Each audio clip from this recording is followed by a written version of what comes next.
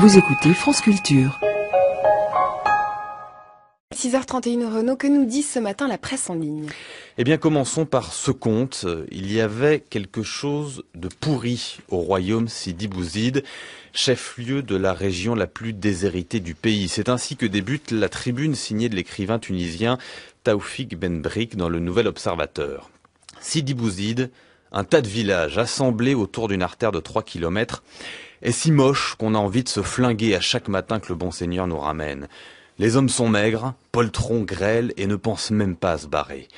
Le chômage crève les plafonds, la pauvreté s'affiche avec superbe, les scandales s'accumulent, les quartiers sont calmes, pas de grève, pas de manifestation, et la terreur sévit. Et puis un jour, un beau jour, le grand plouf, on ne comprend pas d'où vient la détonation, mais on la chérit, et même si l'ivresse de ces derniers jours ne rapporte rien, et que les jours d'après le régime redouble de férocité, ils auront le sentiment d'avoir toisé et fait trembler le système.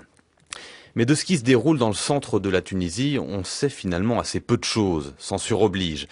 Donc pour savoir, eh bien, il faut y aller, et c'est ce qu'a fait le journaliste Jean-Sébastien Morat dans Mediapart. Il raconte sa rencontre hier matin avec un avocat tunisien, Abderraouf Ayadi. Le 28 décembre, ce dernier participe avec 200 de ses collègues à la manifestation de Tunis, manifestation de soutien aux révoltés de Sidi Bouzid. De retour chez lui à 17h, quelqu'un sonne à la porte, un homme. Il dit avoir percuté une voiture. Il cherche le propriétaire pour établir un constat. Abderraouf Ayadi descend dans la rue. Une dizaine d'hommes le ruent de coups, le traînent au sol, le poussent dans une voiture. Ses ravisseurs lui disent qu'ils l'emmènent dans la montagne pour le tuer. L'avocat s'évanouit. À son réveil, il est attaché sur une chaise. Les questions durent plusieurs heures. Il garde le silence.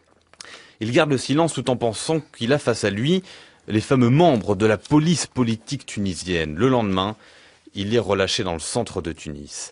Quel journaliste tunisien se serait risqué à rencontrer cet homme, cet avocat dont le cabinet est surveillé en permanence par des policiers en civil équipés d'appareils photo? Eh bien, rapporte le même Jean-Sébastien Morat, cette fois dans rue 89, la chaîne tunisienne privée Nesma TV a brisé le verrouillage médiatique en Tunisie en diffusant une émission spéciale sur le mouvement de protestation.